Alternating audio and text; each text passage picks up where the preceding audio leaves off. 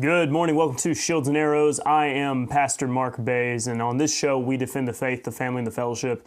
Thank you for joining us. Now, we have a lot to talk about today. Some major things are taking place in the United States. I know there's all sorts of stuff going around in the world. I know there's a presidential election. The vice presidential debate is going to happen tonight. We'll talk about all that tomorrow. But there are some major things that I want to discuss right off the bat, and that involves, first and foremost, Hurricane Helene.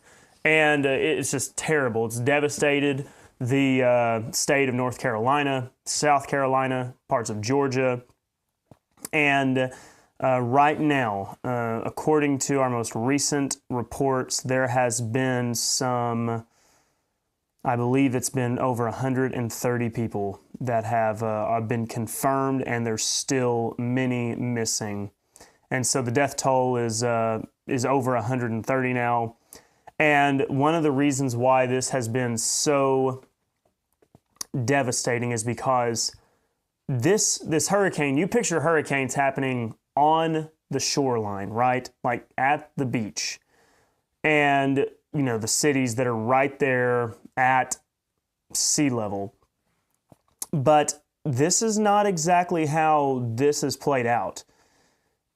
This storm carried so much further inland than really you would ever expect a hurricane. And this is, like, here's just an example for you, okay? This is in Asheville, North Carolina, all right? And Asheville's decently off of the coast, okay? And that's the picture there. I mean, that's your scene. Massive flooding, massive destruction, and yet there's the Appalachian Mountains just right there. And so for anybody who's wondering, why has this been so devastating? Why weren't people prepared? We have not seen hurricanes carry into the land like this one has. So if we just get an idea of North Carolina, I'm not from North Carolina. Now, first of all, I know that we do have Rick Allen. He's, I believe he's North Carolinian. So Rick, I hope that you're doing okay. If you're on with us today, please let us know how you're doing. We want to know if you're doing okay, because I'm pretty sure you are in North Carolina. And so we'll be waiting to hear from him as well. But if you look, here is the map of North Carolina. And let's see if I can find Asheville on here for you. But what's been so strange about this is actually hit western North Carolina. That's right, western North Carolina. So once again, it's just completely unexpected. Yeah, so I mean, it's just unbelievable.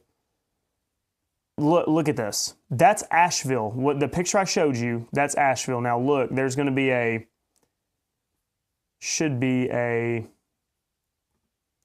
okay. Now, look at this. I'm trying to get this pulled up for you to where you can see the pin. Okay, look at this. That is Asheville, all right? This picture that I showed you, that is not some town right off the Atlantic Ocean, okay? This right here, the massive flooding that you are seeing, that is right here, okay? Absolutely devastating. You are not living in Asheville, North Carolina, and anticipating to be devastated by a hurricane. So that's why this has been so incredibly destructive. I know I have a person I know that's in South Carolina, and he is not living on the coast, and yet they were hit very, very hard as well. And so with that, the destruction's we're gonna continue to see how bad it is, and as far as aid right now, it started out, we weren't quite sure like how quickly people were getting relief. It was pretty desperate early on. Obviously, there's been people dying, homes destroyed, but Obviously, churches are being heavily involved there right now, as well as state. But also, I am getting from people that I know, some contacts that I have in that region, the federal government is showing up now with relief. So it was kind of waiting to see when they were going to get there. You know, I do not agree with the political party in power, right? So it's very quick and easy for me to just want to jump on the federal government and complain. And maybe some complaining is justified, but truth be told, it's not always easy just to get organized because you don't know, wait, where is hit the hardest? Where do we need to focus all of our resources? So while we may want to be quick, especially this time of year, to score some political points, right, and say, oh, the federal government, how terrible they are, you should vote for our candidate. Maybe they could have done a better job. Probably. You can probably always do a little bit better. You just don't know necessarily where was hit hardest, where needs aid, who is helping right now. So long story short, yes, it is a few days after all this took place. And one reason why I didn't report on it yesterday is just because we didn't quite know the extent of the devastation yet. And now we're starting to get a better picture exactly of how bad this is. And so federal government, they are bringing some organized relief efforts. And so that's good. And we're going to continue to see how that plays out as far as how the people in the Carolinas, Georgia are doing. With that being said, the Biden and Harris administration, nobody's actually been there yet. Biden, he was at his home in Delaware, surprise, surprise, because that guy is like, man, how great is it to be Joe Biden? Like, you don't have to work ever. As a matter of fact, they probably don't want him working. They probably want him to stay on the beach. And so he was at home, of course. He's back to the White House now after watching a marathon of Matlock. And Harris did a flyover. It was pretty staged in the picture, right? Remember when George Bush got a lot of flack for his picture of him just looking out the window, flying over New Orleans after Hurricane Katrina? Long story short, they haven't been there, but the federal government is bringing relief now, so that's fine. Trump did appear in Georgia. He traveled down to Georgia bringing some aid and everything, and obviously the left hates this because they're saying it's a political stunt, but hey, he's at least he's there, right? So we're going to see how extensive the damage is, and unfortunately, I'm afraid that probably by the time the day's over, the death toll is going to be even higher than what we've seen. And it's a shame that the truth is this is not receiving the same kind of treatment as Hurricane Katrina. I was young. I was very young when Hurricane Katrina hit. What year was Katrina?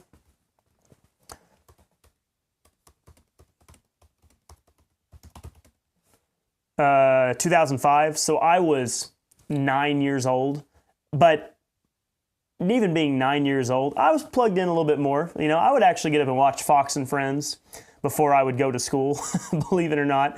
Imagine that. I've turned out exactly how you would expect a kid that was 9 years old getting up and watching Fox and Friends. But I remember that Katrina was a big deal. It was talked about on TV. It was talked about at my school, all sorts of things. It was a major, major ordeal. And this is not getting the same kind of treatment at all, even though I think the devastation is just as severe. Let's just do a little bit of investigation.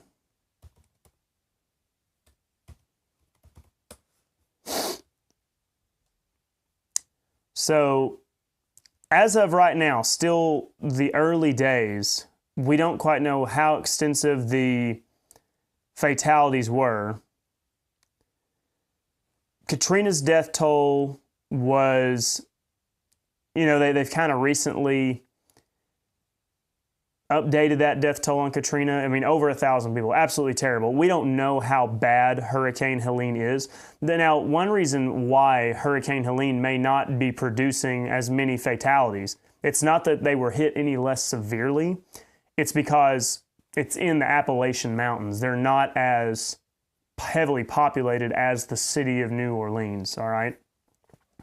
And therefore, we're going to wait and see, but it's just clear that the media is not giving the same amount of treatment as Hurricane Helene. Remember, and I'm young enough to remember a little bit of this, when Hurricane Katrina hit, right, everybody blamed the Bush administration. Well, nobody's making any big deal about the Biden administration. And even I, right, even though it's tempting to try to blame them for something, I'm saying, maybe he could make a trip down, but it seems like the federal government is getting aid out and these things are not as easy as you think. So I'm being generous here. But it is frustrating. Why would that be? Why would that be?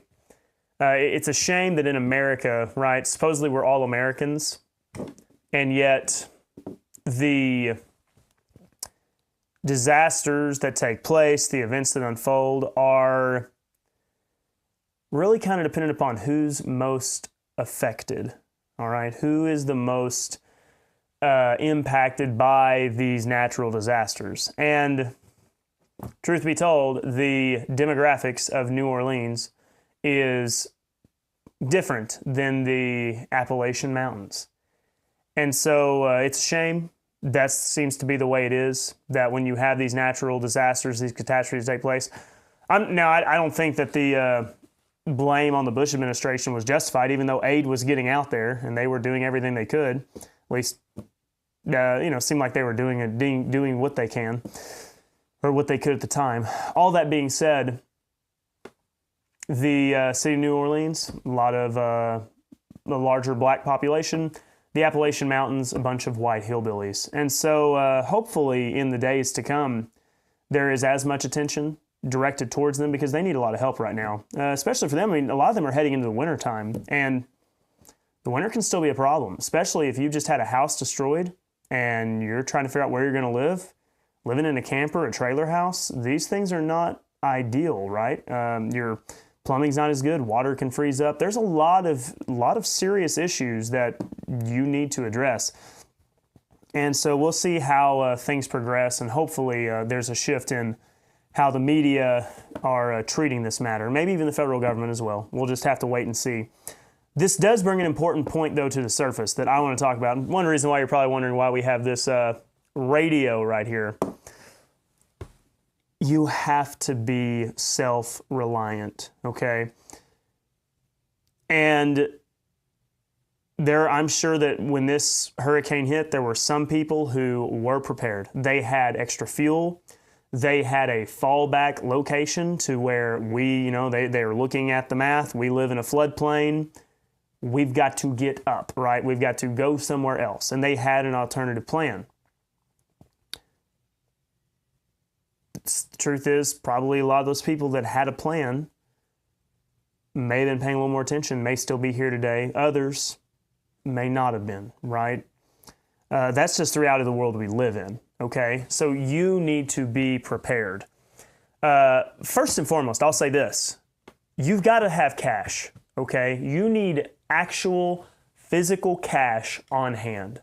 I know that we live in the time when it's so easy just to swipe a card, or not even swipe a card, tap it, or I don't know, maybe somebody's already taken, the forehead thing, right? That's a joke. That's a joke. We're not in our dispensation, or that's not in our dispensation. But with that being said, I know it's tempting to just live life with a card in your hand. And if you want to do your day-to-day stuff with a card, that's fine. I mean, granted, if somebody tries to rob you, you can always deactivate that card. If they steal $500 out of your wallet, then you're down $500. But you need to have some cash, because even though the federal government's trying to phase out cash, when you get right down to it, when you go to a gas station and the electricity's not working, guess what? They'll still take cash. They'll still take cash. So you need to be able to buy fuel or food or what have you. Don't just be reliant on the card. There's been a number of times in my life I've went to the local gas station and power's out in town.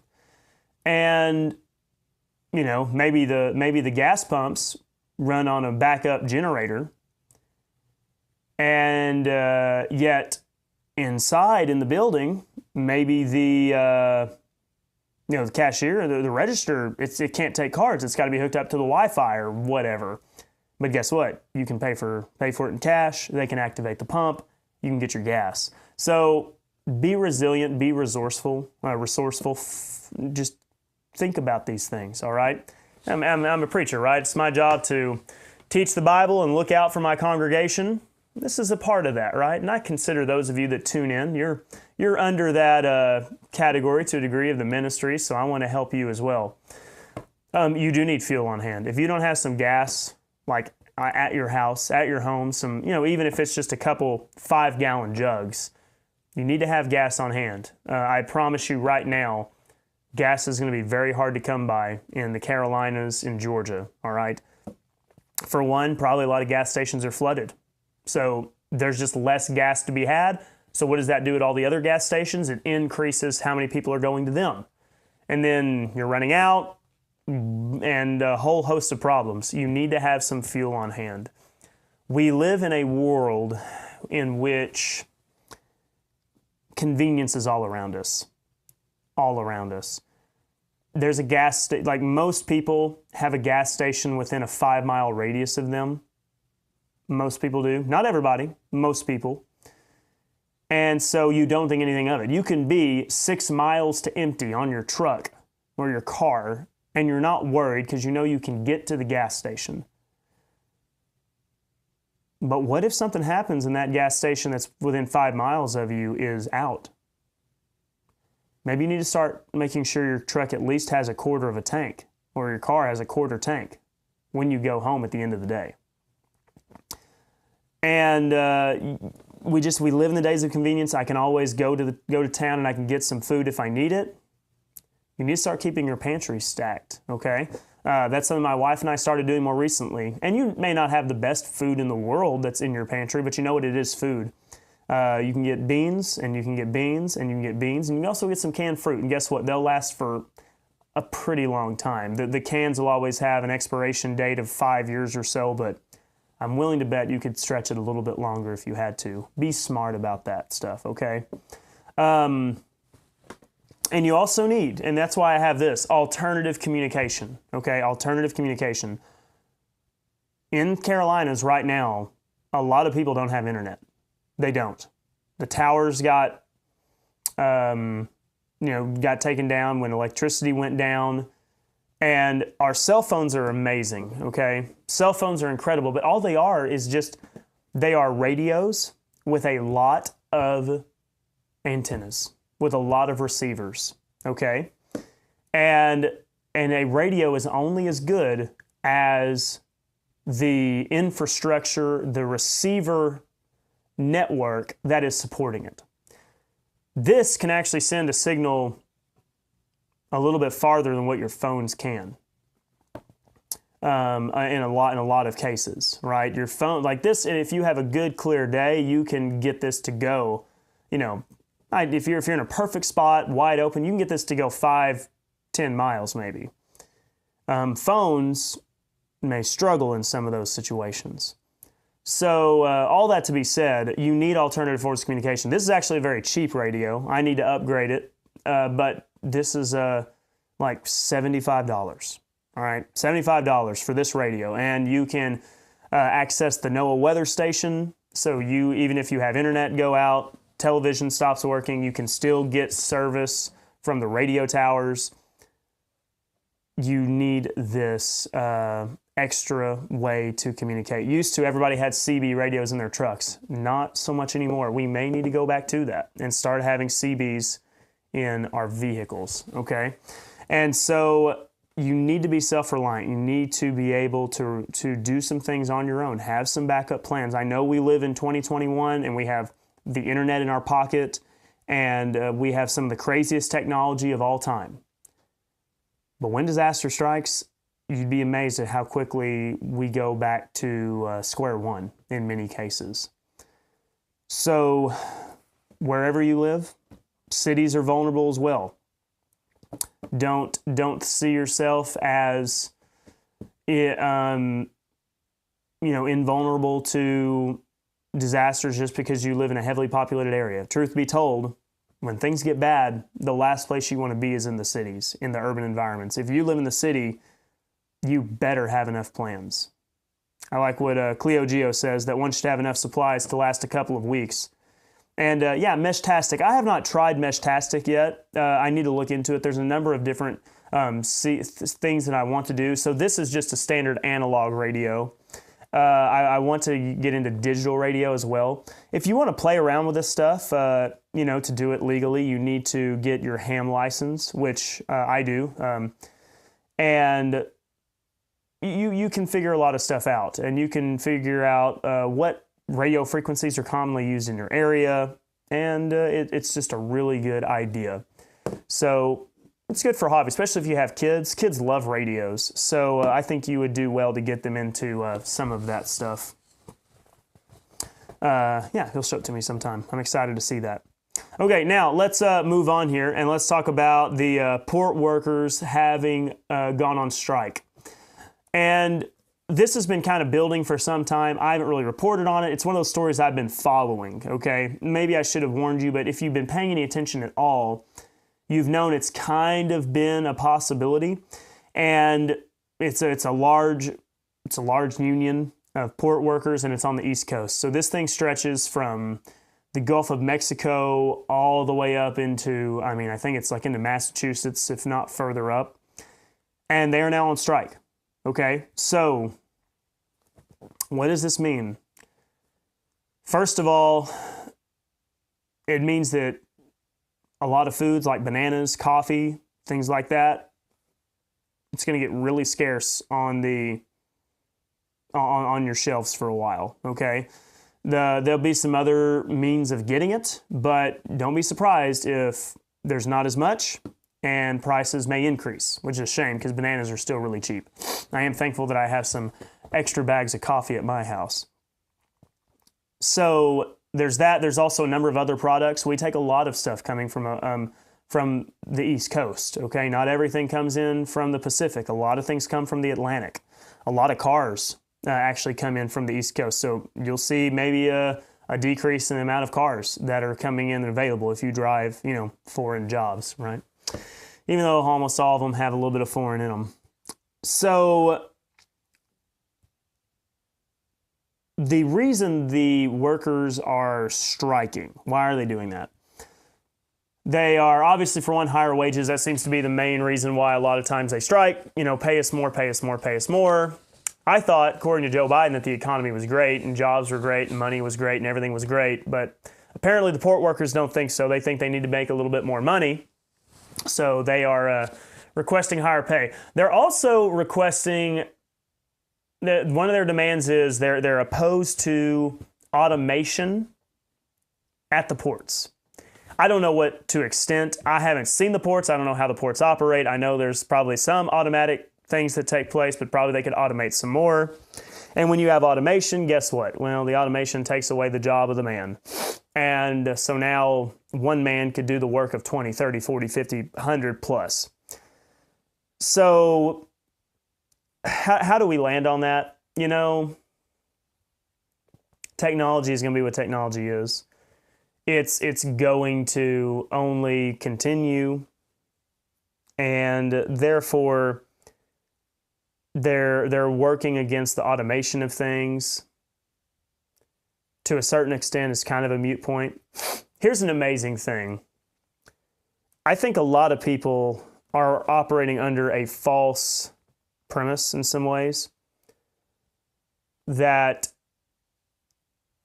if the South, let's say, would have at least won their independence in the Civil War, and the Union wasn't able to make them come back under the single United States, that we would still have plantations today. That's just obviously not true. With the advance of technology, the John Deere tractor, the combines of today, it's way more efficient for a man to hop in a tractor and do the work that it would take an army of thousands, truth be told. The idea of needing individual labor to go out and work the fields is just not a reality.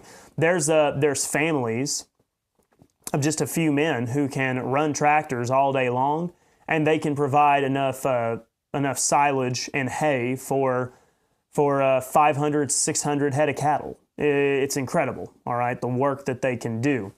And so the advancement of automation and technology would have actually done away with the idea of slave labor on its own. Combine that with the fact that most families in the South weren't even slave owners. The picture, it's amazing how history is rewritten to depict the South as every white family was a wealthy plantation owner and there were no poor white people, and every white family owned at least a dozen slaves. It's just not faithful to what history tells us. It was a 1% matter. And so automation, I say all that to say, is just a matter of reality. It's going to take place. Some for the good, some for the bad. And I don't know to what extent these port workers are negotiating as far as automation, but it's going to come. But you know what? We'll adapt. Though I do think that there will be jobs that you'll be able to take on, you'll be able to do. And so it'll be interesting to see as things progress. And so slavery would have been made, at least as far as it was known in the South, completely irrelevant, I think, probably only in a matter of, I would say probably just a few more decades. Because within a few more decades, you already had the diesel tractor running. So at least by, the 1920s, 30s, less than 50 years, it would have been a moot point just about. And so with that, this does bring us to another point. America is heavily import dependent. We rely too much on things that we import. Now, I know that we like cheap stuff. This is a Chinese radio, okay? It is what it is. You can't hardly, I cannot go to Motorola and buy a Motorola radio. I have to get it secondhand, all right? And they're extremely expensive. We use a lot of things that are imported. Our cell phones are imported. This computer was imported, all right? It's the world we live in. With that being said, America has got to figure out how to not be so import dependent, at least on some of the major things. I'll remind you, when COVID came along, we had a real shortage in IV bags because guess what? We weren't making our own IV bags. They were being made in, I believe, Central America, one of those locations, and it's not feasible. You have to be self-reliant. So American made is not only good for American jobs as far as just Americans being able to do work to make a living, but it's good for American stability.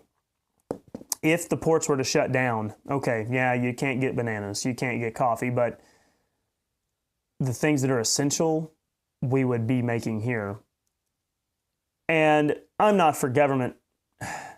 I'm not for massive government. I think that if you want to be able to barter and trade and import and export, you can do all those things. That's fine. But I think the answer is we have too many regulations that have made it almost impossible to run a business. If you are punished severely for being successful in America. You are taxed beyond what you should have to pay. It's amazing. Kamala Harris is like, the wealthy needs to pay their fair share. The wealthy needs to pay their fair share. The wealthy is paying more than their fair share. And if we want to see businesses flourish, if we want to see new businesses open up, new markets open up in the United States, you got to take your throat off of the American people. You've got to let them make money. Maybe you need to stop spending so much money. Maybe we need to end wars that are overseas instead of just sending billions and billions of dollars. Just an idea, right? That's just a proposal. Just a thought there. And so let American people operate, do business without the heavy burden that they like to place on them.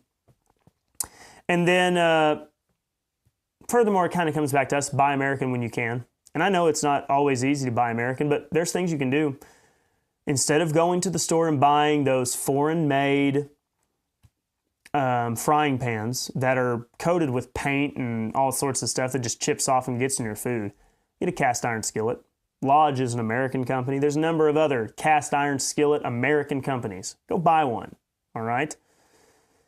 When you go to town and you are, needing to buy a new pair of boots, all right, find a pair of boots that are made in America. Yeah, you may pay a little bit more, but guess what? They'll probably last a little bit longer too. As far as some other things, it's not always easy just to buy American goods, American clothing. There's almost hardly any American clothing left. But you can find stuff. I'm wearing a pair of American-made jeans right now. I know, I'm not wearing slacks. Shame on me. How unprofessional. But you can find American-made clothing if you're willing. And that's what we need to start doing. We need to organically, just as Americans in society, decide that we are going to start supporting American businesses. And so we need to we need to communicate better about discovering American-made companies, and it would do us a lot of good. We could support our own people, and we would be a lot more self-reliant, because guess what? If you can start making a living by making products in America without being taxed to death by the American government, and you can make a living by producing a good and a service, well, if the port workers go on strike, okay, yeah, I can't get my special Colombian roast coffee, but you know what I can get? Get the stuff that I need, the bare minimum, all right? So it's going to take some time, but hopefully the government can get its hand out of everything. That's what I'm hoping. If we can elect Trump, hopefully that's what he'll do. At least he'll get the ball rolling on it to where you won't get arrested for selling unpasteurized milk. How about that? Okay? And then maybe one of these days, who knows, we can get our hands on some American-made radios as well, instead of having to rely on the Chinese stuff. Okay. Now, let's move on to some matters of theology, okay? We've been talking about hurricanes and port strikes and all of that. I want to talk to you today about an article that I found on the Gospel Coalition, because they're always really good about providing me some kind of content to discuss. The Gospel Coalition, as you know, is a very much mainstream evangelical type website, organization, coalition. They like to flirt with Calvinism in a lot of ways, and a lot of mainstream Christians like to share their posts and everything. And so let's just see this article on masculinity, because that's kind of fitting, because yesterday we were talking about masculinity. So here's the article written by Luke Simon. No idea who Luke Simon is, but why Gen Z men like me are staying in church. So Gen Z are the Zoomers. They're a little bit younger than me, so these are like your 25, 26-year-olds, okay? I'm one of the last of the millennials, okay? Technically, I'm a millennial. I wouldn't really want to claim either generation, but, we are what we are. So here is his article. Starts out, like it's a rule within the Gospel Coalition, you have to tell this story. They follow the same pattern of all these preachers, where you start out with a story about your life, and then you lead into your little devotional. But for most of my life, I didn't feel particularly masculine, okay? It starts out kind of scary, because you think, wait a minute, is this going to be like some... Then I realized I'm actually a woman trapped in a man's body. But no, he's going to get his point here. I don't care for fixing engines, blowing stuff up, wrestling in the mud, or getting jacked. Okay, I'm going to say, first of all, you need to at least have a little bit of one of those qualities, okay? If you don't think that something getting blown up is cool, if you don't, if you're afraid to use some tools to fix something, and you don't like lifting or doing something like that, I mean, you've got to have some kind of manly aspect to you, okay? So it's already not starting off great. I know he's trying to make his point that I'm not the traditional masculine guy, because I don't do this stuff. You don't necessarily do it because you want to all the time, but you do it because you have to, okay? I did play football in high school, but as a 185-pound offensive lineman, less than 6 feet tall, any masculinity I possessed was pummeled out of me when the game began. All right, yeah, a lot of kids are undersized. A lot of kids. When I was in high school, I weighed 160 pounds, all right, soaking wet. I was skin and bones. Every time I see that picture of me in high school, I think, my goodness, Mom, feed that kid a sandwich. He's starving to death. Says action movies bore him. Okay, that is strange. You do have some problems here. You don't want to play paintball. I think that just about every man would admit they do like to play paintball, but okay, fine. You really are a pretty laid-back kind of guy. When boomers say my generation is soft, they're referring to me. I would agree. Can I say I identify as a boomer? Or maybe even older generation than that. However, this is what he says, and yet without any come to John Wayne moments. First of all, you used to talk about John Wayne with respect, young man. All right, Pilgrim. Anyways, something has changed. I now feel masculine. And so this is where he's going to go into his thing, that it was the church that made him feel masculine. It wasn't a retreat in the woods. The woods are good for you. You need to go to the woods. Woods are therapeutic for men. I'm just telling you right now. Okay, as a man, if you're feeling down, it's probably because your testosterone is low in the moment and you need to get outside and it will boost your testosterone, absolutely. But anyways, here's his point. Church is giving us real masculinity. Gen Z men have grown up in a time when the concept of masculinity has been under intense scrutiny. Now, this is true. Masculinity has been vilified in our society. And so, he talks about the Me Too moments or movements and various matters considering masculinity as toxic. He's saying, though, that the church is giving him this true picture of masculinity, real masculinity. And he says the culture has failed to offer a positive, constructive vision of what masculinity should look like. It has presented us with two extremes. On the one hand, there's a toxic version of manhood, equating masculinity with dominance, ego, and self-centeredness. I mean, that's obviously how the movies portray masculinity. They always, every time you see a movie or a TV show, it is the dad who is a white guy who has short hair, no tattoos. He probably wears a shirt and tie or something like that. And he turns out to be this abusive, angry, self-centered, terrible person. That's how it's always depicted. And then it's always the girl, normally she's a girl, of color, of some other race, a little bit more, what's the word I'm looking for? Diverse, right? She's more diverse, and she's the hero, right, of the day.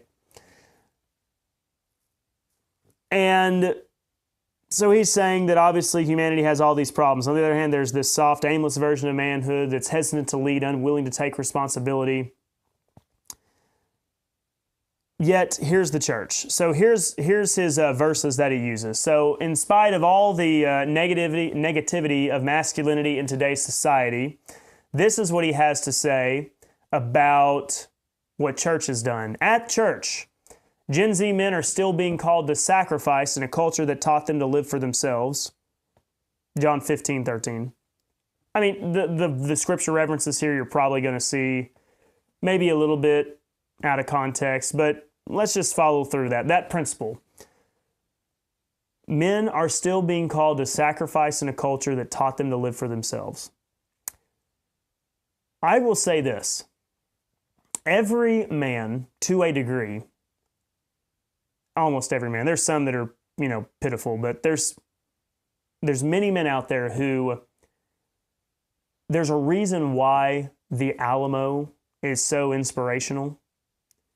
The picture of 185 staring down 5,000, sacrificing themselves for the fight for Texas liberty, independence. That's an amazing thing. That's an inspiring thing. And church does remind men that There's a lot of things that you're going to want in life, and yet you've got to sacrifice those things for the sake of being a good father, a good husband, right? Living for a greater purpose. That's good. I like it. Okay? Compliment him on that. Here's the next one. At church, Gen Z men are still being called to discipline in a culture that taught them indulgence. This is another one. Yep. Being disciplined. Practicing self-control. This is where Stoicism is kind of having its big revival in young men. The Stoics, some qualities maybe that you could commend, right? At least being a man, not being a frantic, heart in your sleeve, emotional wreck mentality. So yeah, sure, fine. Men will respond well to that. At Gen Z, men are still being called to community in a culture that taught them to do it on their own. Yeah, I guess. I don't know. I kind of get this whole like community stuff and doing life. There's the community. There's the local body of people that live in an area. I don't know. Maybe I just have the recoil because you have all these churches saying doing life together. We're doing life together. These are our life groups. And it kind of makes me just shudder. Just take care of your family. There's other families in the area. When they need help, go help them. If there's a fish fry, go eat at the fish fry, okay? But, I don't know, all the men meeting together to have their own therapy sessions about I get one-on-one meetings. Sometimes you got to have them, okay? I'll talk to my dad about stuff, other people about stuff, but, I don't know, men having their own community group therapy sessions, you're always going to have problems, all right? If you have a problem, go talk to your dad about it. Go talk to somebody about it. But just, I don't know. I'm not a big fan of the men get together and have a good cry. All right, it's not masculine enough. It just comes across to me, that phrase right there, called to community,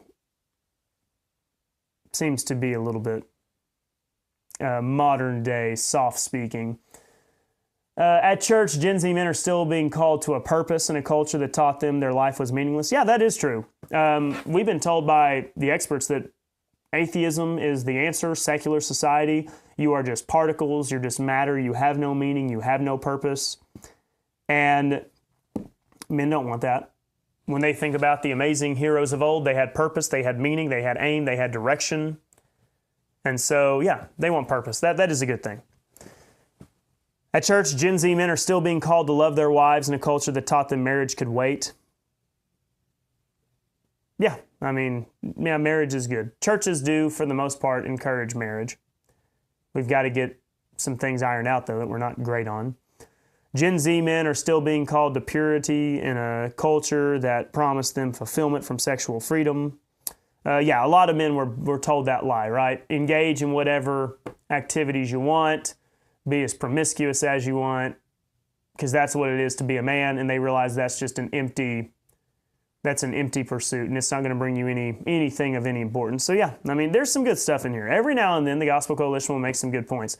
The article is going to fall apart, though, here in just a moment. Gen Z men are still being called to work hard in a culture that taught them to quiet quit. I don't know. I guess quiet quit is like is that the one where you're just going through the motions at your job?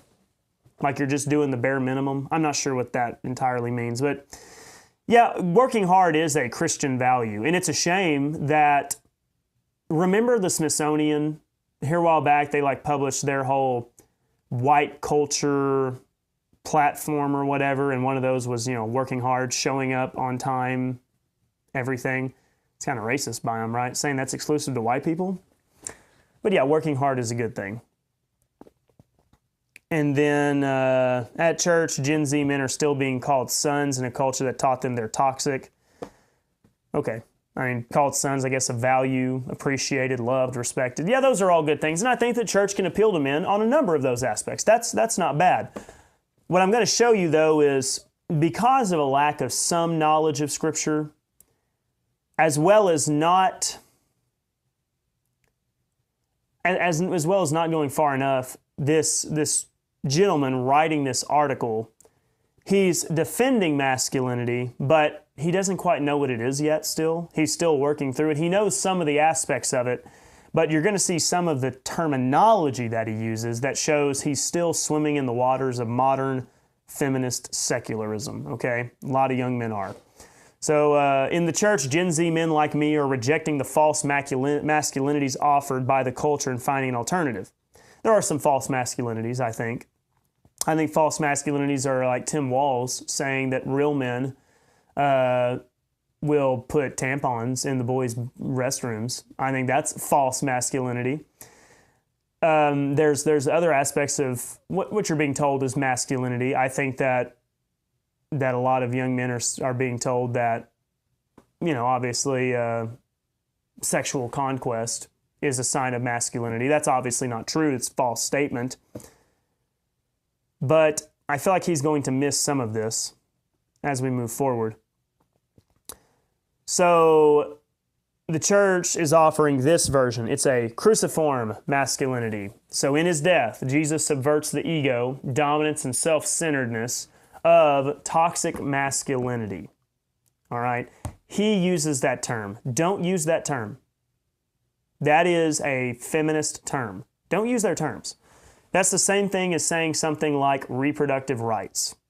Okay? Unfortunately, I think there is such a thing as reproductive rights in the sense, in the sense that if a baby is conceived, due to that baby being reproduced, that baby has a right. All right? So you cannot kill that baby for the sake of reproductive rights. Reproduction is a creation of new human life. Reproductive rights is not the right to murder a human being. Also, I think like China, what they did with their one-child policy, that is a denial of reproductive rights. As a mother and a father, you are able to have children. You are called to be fruitful and multiply. That's your reproductive right. So while that word means a thing, and is there an idea of toxic masculinity? I don't think so. I don't even think that's the same thing. Toxic masculinity is completely made up because masculinity is what a man is supposed to be. Just because you put the word toxic in front of it doesn't somehow change its content. The idea of a man seeing what he can, seeing how far he can conquest in the lady department, that's never been masculinity, right? Any sorry individual can go out and find a woman to take advantage of. Just about any sorry individual, okay? If you, I don't care, right? If you are pretty unsuccessful in many attempts, you can find somebody. And furthermore, I don't care if you appear to be masculine, maybe you're a hunter or you do whatever, jujitsu, and then you lift weights, so you've got muscles. There's nothing about masculinity that says, okay, as a man being masculine, you can now go have all the promiscuous activities with women that you want. That's not what masculinity is, okay? They're just hijacking the word. So don't use their terminology. Toxic masculinity, I say it's a good thing. Because what they mean by toxic masculinity is fathers being the head of their family and wives being submissive to their husbands. That's what they mean. So don't use their term. That's my biggest problem. But Christ shows this example, a display of humility, sacrifice, and love. I think that we would say it, right? Christ, we love because he first loved us. While we were enemies of God, Christ sacrificed himself, gave himself for us. Yeah, the idea, that's the most manliest thing you could think of. Laying down your life as a man for those that you love, being willing to be sacrificed for that. And so Jesus does provide a great example of it. With that being said, do we just take every example as Christ lived? Let's look at Jesus' life. He didn't get married. I think it's because he has one true bride, which is Jerusalem and the people of Israel. So he never got married. He didn't have actual children on earth. Yet, do we need to follow after that example and not get married, not have children? Jesus lived under the law. He was born under the law. He died under the law. Are we to live under the law? This is where we got to be careful about theology. And that's a part of masculinity too. Studying the Bible and knowing doctrine and what the Bible teaches is a masculine thing. That's what men do. Men study doctrine. Okay? Boys And ladies sometimes will make just vague references to Jesus. Jesus' sacrifice on the cross is an incredible example of masculinity and being truly a hero. But don't take every example that Christ did on earth and make it the template for us to live today. Because we're not Christ. We weren't given the same mission as Christ. We don't live under the same dispensation as Christ lived. We've got to get these things right. Okay? So, yes, but at the same time, don't then use every example of Jesus, turning the other cheek, for example, to be the absolute total template for how we live in every single manner today. Okay? This is where, like I said, he likes the idea of masculinity, but until you start studying the Bible and you are man enough to admit that there is a clear difference between the Old Testament law requirements that Jesus lived under versus our age of grace today, you're just spinning your wheels and you're speaking in the baby food language of typical evangelicalism. You got to study the Bible. At church, we're called to something higher, and that's fine. Men want a higher calling. They want a purpose, right? They want to live for something greater. He says, my church is a place where these aspects of true masculinity are modeled and celebrated. I feel masculine when I use my experiences to lead my small group of high school students. You feel masculine when you use your experiences. I don't think your experiences are not the most important thing. The Word of God is the most important thing. You should be leading a small group of high school students with the Scripture. Don't make your experiences the most important aspect. I feel masculine when I use my time and energy to serve in the kids' ministry on Sunday mornings.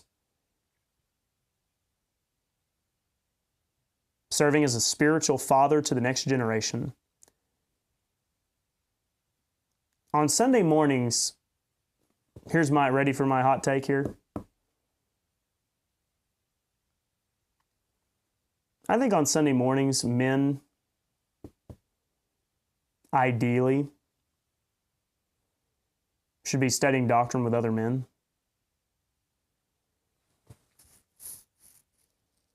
If not on Sunday mornings, you better be doing it on Wednesday night.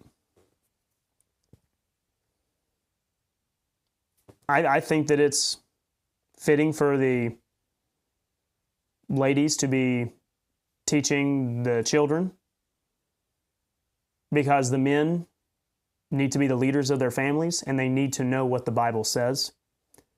So the more opportunities you have to learn doctrine, and then go lead in your house. Go lead at the home. I'm not saying a man can't lead a Sunday school class, for some kids, but I think that you would be doing better to study doctrine and then take that knowledge and go home. Teach your wife, teach your kids. Then when your wife is serving the children's ministry on Sunday mornings for Sunday school or whatever, she can teach them. That's my interesting take, right? At the very least, don't be permanent. Don't let that be your role. That every Sunday you never switch off and you're always just in there with the children. You need to at least be on some kind of rotation. That's like what my church growing up, that's what we did. Yeah, there would be a lot of times it was a couple, a husband and wife, but they weren't in there with us the whole year, normally. They would normally switch out after like 3 months or something, every quarter, whatever. That's my thoughts, though. It says, I feel masculine when I meet with my friends for a Bible study where we challenge each other and grow in spiritual brotherhood. Yeah, that is masculine. That is good. But you should be doing it in church. You should be doing it in church, too. Not just during your weekly Bible study. If you're going to meet at church, church needs to be masculine. That's why church isn't masculine, is because when you meet, you don't do the things that are masculine at the church. You save it for later, whatever. But study doctrine at the church. They're afraid to do it probably because they're afraid to go off into controversial, divisive topics. I don't think that's beneficial to avoid those things at church. He says, I feel masculine when I worship with my wife during the weekly service, building a relationship centered on faith. I don't know. I won't speak too much to that, I guess. I feel masculine when I work hard at my job for the benefit of my community, knowing my efforts contribute to something larger than myself. Yeah, your job can be greater to benefit the community. Like, hopefully my job as a preacher and in this ministry benefits many people, but take care of your family, right? I think we've got to get back on the masculine aspect of things. And like Rudyard Kipling said, I work for the kids and the missus. I'm paraphrasing him, of course. He goes on and says, I recognize, of course, that many of these examples could just as easily be true for a woman. A woman might say, I feel feminine when I lead with compassion. This is where he's showing he's still swimming in the feminist waters. And it's that matter of leading. Who is she leading? Is she leading the children in a Sunday school class? Is she maybe leading some younger women and counseling them, showing them how to be a wife and a mother? Why do you just say lead with a very vague statement? It's not feminine, it's not womanly to be just a leader in general, leading people. She has a role, she has a place. She can lead the younger women, she can oversee teaching of children.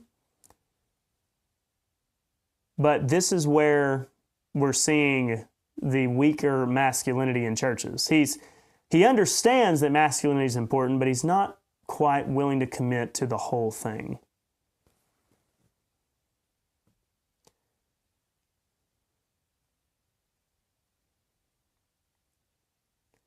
So, he's trying to appeal to the Gen Z men and masculinity being something deeper, but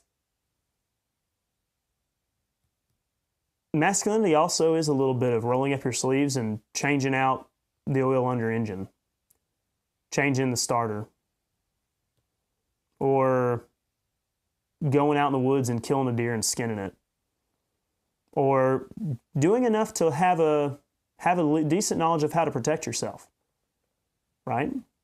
At least go to a little bit of jiu-jitsu, understand what full guard, half guard is, maybe how to escape it.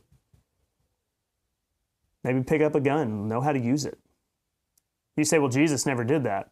Jesus didn't live in our times either.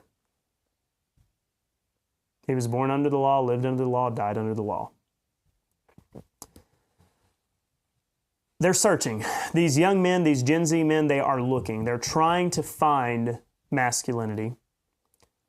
They're looking in some of the right areas, but they're still holding on to their mama's apron strings. Still probably listening to some of the indoctrination, the propaganda taught to them by the feminists that they saw in their schools or maybe even their churches. We got to roll up our sleeves and be men, do the job of men, and that's how we can appeal to them. Chuck says, yeah, you're right. The church needs to get some things worked out, such as women preachers, and soon, in some churches, gay marriage. Yep, that's absolutely right. That's absolutely right. It always starts small. The most progressive Presbyterian church with a female pastor was once upon a time a down the line, not right division at all, but at least principled, fundamental by all standards of today, hardcore men-led congregation. And then somewhere along the way, men were lazy, afraid to do their job, passed the buck off to somebody else, and now you have female pastors, bishopesses, whatever you call them, I don't know. That's where we are today. I'm thankful that we have some men here who understand it. We've got some men at our church who are stepping up, starting to lead, doing their job. And we need them. Our churches desperately need them. We need real men. And yes, masculinity is much more than getting your hands dirty, doing the hard work, being rough, being tough, being John Wayne. But yeah, also as men, you need to go ahead and act, talk, walk like a man, dress like a man, do man things, because that's what you're supposed to do. All right, even Jacob, who was considered not as rough and tough as Esau, right? Esau was the man's man, the man of the field. He was hairy. Esau was, smooth and a mama's boy. Even Jacob wrestled. I mean, it sounds like he was pretty good at it. So you got to have some masculine qualities in and of yourself, all right? Ladies, as far as for you, men like it that you are feminine. That's our favorite thing about you, right? And don't buy the lie that being a mother, a wife, and being feminine is bad. That's what they tell you. Feminism has actually said being feminine, being womanly is a bad thing. It's not. It's a blessing from God. How boring would it be if the whole world was full of just men? And that's exactly what feminism has done. It has tried to masculinize women and feminize men. And the world's been worse off for it. If we'll get back to the order of creation the way God intended it for us, women like men that are men, and men like women that are women. What we don't like is men that try to be women and women that try to be men. All right, I better stop while I'm ahead before YouTube kicks me off. We'll be back here tomorrow with more. We'll be breaking down the vice presidential debate between J.D. Vance and Tim Walz. We'll see how it goes. Like I said, I don't think it's going to matter too much. I don't think a vice presidential debate has mattered since the 1980s. But who knows? As the title of the episode today is, October is going to be crazy, and we're here for it. This is Shields and Arrows. We're not afraid to stare down the craziness, the depravity, the perversion that's going on in this world. We're going to continue to fight for the truth of God's Word, standing for biblical values, and you are standing alongside, helping us all along the way. Please be keeping the people of the Carolinas and Georgia in your prayers as they've been affected by the hurricane. And until tomorrow, continue to stand for truth, defend the faith. Thank you all so much. We'll see you later.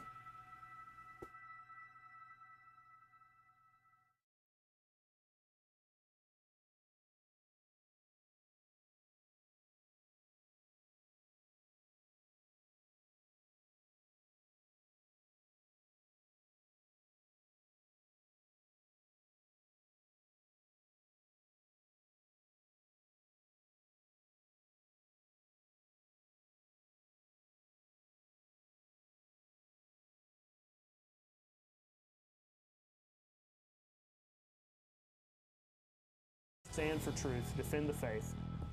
Thank you all so much. We'll see you later.